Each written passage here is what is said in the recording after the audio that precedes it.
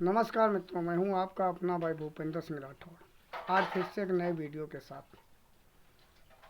आज के वीडियो का शीर्षक रहेगा कुछ तो कमी हमारी थी, कुछ तो कमी हमारी थी। आज बात करना चाहेंगे मित्रों उन माता पिता के विषय में जिन्हें उनके बच्चे वृद्धा आश्रम में छोड़ देते हैं। आखिर ऐसी कौन सी कमी आती है, कौन सी ऐसी स्टेज, कौन सी ऐसी मजबूरी आती है कि वो जवान बेटे अपने माता पिता को वृद्धा आश्रम में छोड़ आते हैं। हमने आज तक किसी भी गांव में, मैं ग्राम मुड़गांव का रहने वाला हूं, मैंने अपने गांव के आसपास के ज़्यादा नहीं तो 10-20 गांव तक तो हम जानते ही होंगे, कहीं ऐसा किसी के मुंह से नहीं सुना कि फलाने गांव के लड़के ने अपने माता पिता को वृद्धा आश्रम में छोड़ दिया। चाहे लाख उसका पिता शराबी हो, चाहे जुआरी हो, चाहे कैसा भी हो, बेटे अपने माँ बाप से लड़ते झगड़ते हैं लेकिन उन्हें वृद्धा आश्रम नहीं ले जाते। उनकी वृद्धावस्था होने पर वो उनकी सेवा करते हैं और उनका 13वीं संस्कार वगैरह सब अच्छे तरीके से करते हैं।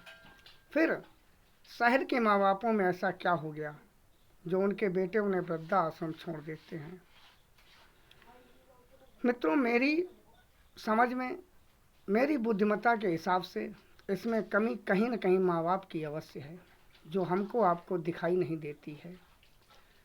सबसे बड़ी कमी यह है कि बच्चा पैदा हुआ, बच्चा 2.5-3 साल का हुआ और उन्होंने उसे उठा के हॉस्टल में कर दिया। बच्चे को उन्होंने उठाया और हॉस्टल में डाल दिया। हॉस्टल में 15-20 दिन में या महीने भर में मिलने गए और हॉस्टल के व्यवस्थापक को बच्चे का खर्चा दे दिया। बिना माता पिता के बच्चा वहाँ पढ़ता लिखता है और शिक्षित होता है। बचपन से ही वो बच्चा अनाथों की तरह जीने लगता है। जब बच्चा माता पिता के पास नहीं रहता तो स्वाभाविक उस बच्चे में माता पिता के प्रति प्रेम नहीं रहता। उन्हीं बच्चों में माता पिता के प्रति प्रेम होता है, प्यार होता है, जो माता पिता के साथ रहते हैं। जिन बच्चों में माता पिता संस्कार डालते हैं, जिन बच्चों को माता पिता सिखाते हैं कि बाबा हैं, ये चाचा हैं, ये ताऊ हैं, इनसे ऐसे बात करो, इनके चरण स्पर्श करो, ये सारे संस्कार डालते हैं, लेकिन वो संस्कार हॉस्टल में नहीं पढ़ पाते। बच्चा शिक्षित तो होता है, शिक्षावान हो जाता है, लेकिन संस्कारवान नहीं हो पाता, वो संस्कार विहीन रह जाता है। गांव में जो बच्चे होते हैं उन्हें मालूम होता है कि मेरे माता पिता कितनी मेहनत करते हैं, तब हमें पढ़ाते लिखाते हैं। लेकिन एक हॉस्टल में पढ़ने वाला बच्चा ये नहीं जान पाता कि हमारे माता पिता क्या मेहनत करते हैं या उन्होंने मुझे संस्कार क्या डाले। वो पैदा हुआ, 2.5-3 साल का हुआ, उसे आपने अनाथों की तरह हॉस्टल में डाल दिया। मेरी समझ में तो वो हॉस्टल नहीं, एक अनाथ आश्रम ही होता है बच्चों का। इसी प्रकार जब बच्चे बड़े होते हैं, वो आजकल तो हो सकता है मनपसंद शादी कर लें या नहीं भी कर लेते हैं। जब शादी उनकी हो जाती है तब उन्हें लगता है कि माता पिता ये वृद्ध हो गए हैं और उनका माता पिता से लगाव ना होने की वजह से वो उन्हें वृद्धावस्था में उठाकर वृद्धा आश्रम में डाल देते हैं। कमी माता पिता की रही। अगर उन्होंने बचपन में उसे हॉस्टल ना भेजा होता, अपने पास रखा होता, शिक्षा के साथ साथ समय समय पर संस्कार दिए होते, तो शायद वृद्धावस्था में उन्हें वृद्धा आश्रम नहीं जाना पड़ता।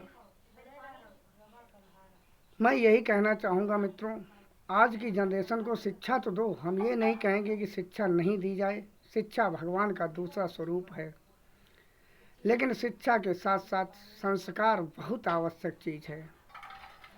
आदमी शिक्षावान कितना भी हो जाए, अगर संस्कारवान ना रहा तो वो आदमी नहीं होता। बिना संस्कार के कुछ भी नहीं है।